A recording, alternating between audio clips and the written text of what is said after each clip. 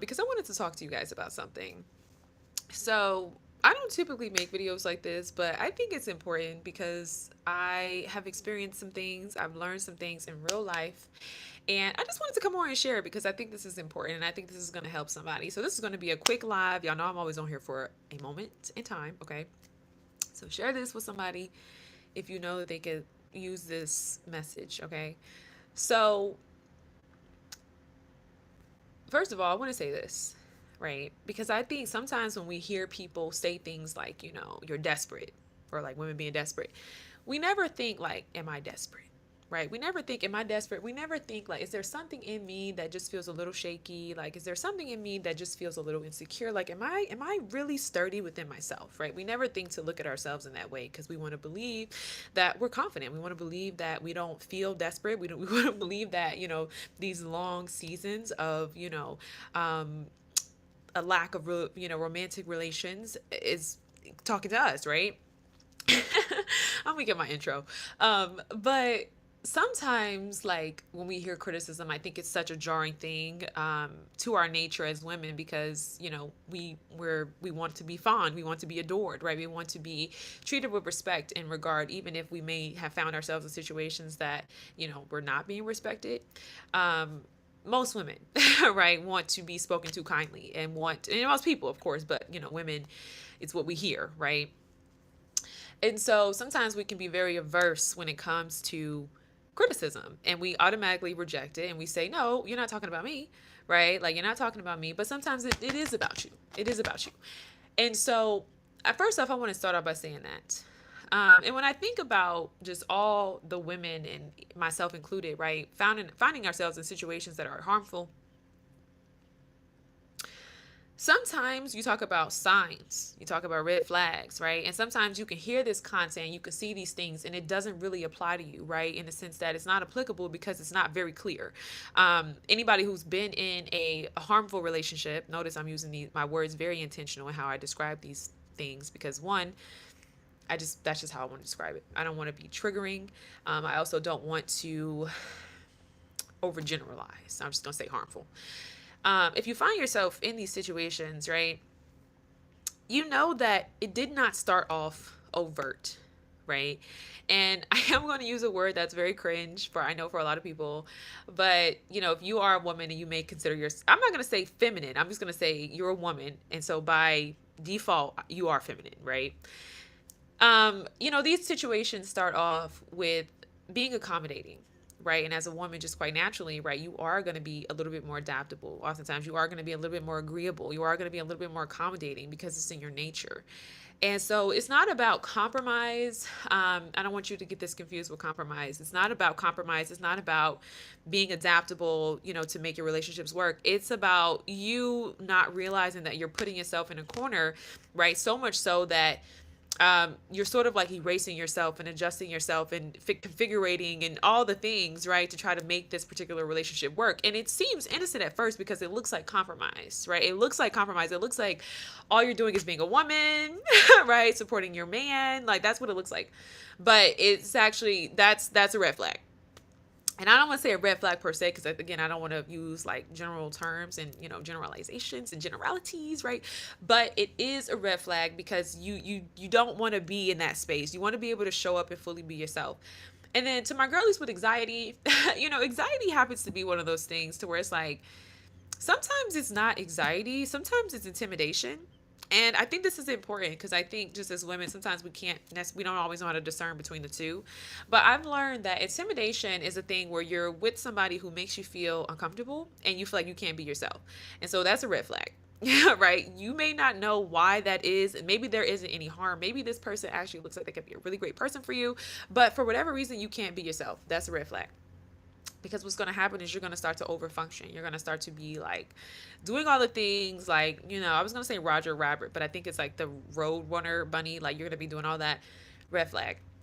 And so I wanted to say that, like, when it comes to abusers, okay, it's never just one time. it's never just one time. I think this is why I think this message is so important. And I'm just coming on to share, maybe as a testimony, call it what you will, right? You may not even watch this video. But I just wanted to say, because I think we're in a place in time where society, where we've heard about like all the conversations around women, and it's been this way for years, right? Society in Americans, well, I'm not gonna say society, we'll say the world, right, does a really good job at making women feel insecure and preying on their insecurities. But but we were living in a day and age where everybody has something to say about women. Everybody has something to say about our insecurities. Everybody has something to say about, what you're doing, what you ain't got, what you do got, et cetera, et cetera. And so I feel like a lot of women today are growing increasingly desperate. And we'll talk a little bit about the consequences of allowing culture to dictate your decisions, right? And when I say culture, I'm not even just talking about this current like thing we got going on. I'm more so talking about culture in the sense of like, how if you're not a reader, right? And this is for all my nerds, right? If you're not someone who's a reader, by like just general, like you're going to be somebody who's influenced by culture. And it's not until you've made all these mistakes that you look up and start to realize that you never really learned to think for yourself. And so you did what was cool, what was popular. Hang on, y'all. What was cool, what was popular for like, the world or whatever. I'm kind of distracted. So let me hurry up. So anyway, nobody ever does anything one time. So if you see this person like snaps at their kids, if you see this person snaps at you, right? If this person makes you feel intimidated to the point where there's some type of imbalance. I know a lot of people want people with status and all these different things, right? Titles, et cetera, et cetera.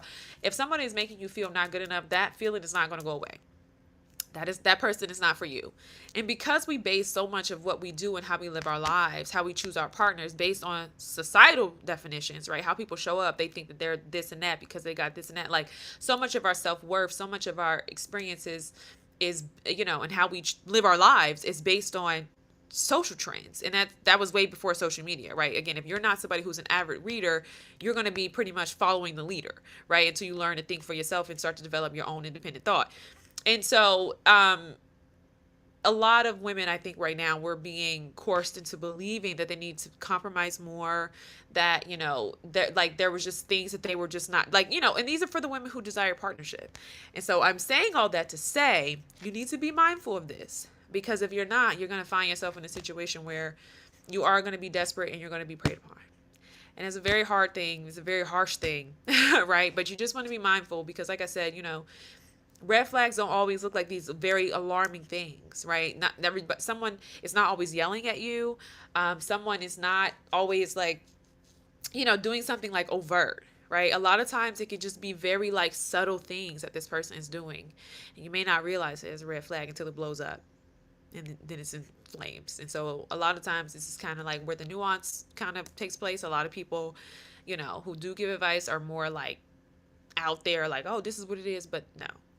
That's not how it looks. And this is important for my Christian girlies as well, especially within religion. So I know I said a lot. I didn't say nothing at the same time. I hope that you guys can take something from this, and I hope that you can start to realize that like, we make too many compromises as women sometimes, right? It's not, oh, he's just having a bad day, right? It's not, oh, he's just, not in a good mood. It's not, oh, he's just having a hard time at work. No, this is who he is. This is who he is, right? It's not, oh, he's just crazy. That's just such and such. No, no, no, no, no. Red flag, right? And so who you are and like your internal sense of worth, right? As Maya Angelou says, the place where God lives, that inner part of you, that needs to be protected at all costs. And when the wrong people get in there, it takes literally the Holy Spirit not to turn you out and make you somebody that you're not, right? You have to fight to get back to center. Okay. And so I just wanted to come on and say that, there are red flags that are not always waving, right? And I want to extend compassion for women who found themselves in harmful situations in a society that doesn't really understand complexities of nuance in dealing with, those who have harmful tendencies and harmful behaviors and dysfunction and personalities, all different things. So Keep that in mind. Keep that in mind. It is never going to be a one-time thing. This is who they are. This is who they probably have always been, right? And so you don't need to accommodate for bad behavior at any given point. And this is not about icks. This is not about all of that like childish, funny, pun intended type of stuff. No, this is like real life. Like this is your life. I'm talking about your life. IRL. Real time. So I'm going to go. Share this video with somebody that you know. Because as women, y'all know how we could be. Y'all know the girls. And on one part, that's what makes you a great partner. That's what makes you a great wife. And the other side, that's what makes you vulnerable and susceptible to certain things. So, and I'll also end with this. If you are someone who is listening to like a lot of the videos that talk about like women, what they're not, all the critical stuff, be mindful of that. Be mindful of that because that's going to tear down your spirit. So again, this is just like a we're gonna call like an alert, call it what you will, to women who are online and to people who spend a considerable amount of time online. I'm not judging you, but I just want to let you know that the ideologies, that's around like online dating and women and all the different things are very harmful. And as we've seen, I don't know if that story was real or not, because that's just how I got to be some days, right? Like, so I got to be sometimes when certain things come out. But that story where the one young woman was in Tanzania, was murdered by her boyfriend. Can I say, I don't know, murdered? I'm not, so I don't get flagged on here. But that's how those situations happen. So we can have another conversation about another day, on another day, talking about whether or not, we have compassion as what they call the revenge of the nerds, right? The black nerds, for those who follow culture and allow culture to dictate their lives, right? So we're going to go. That's the end of the video. I hope you guys have a great night. Day. I'm busy today. And do I eat a lot of Bye.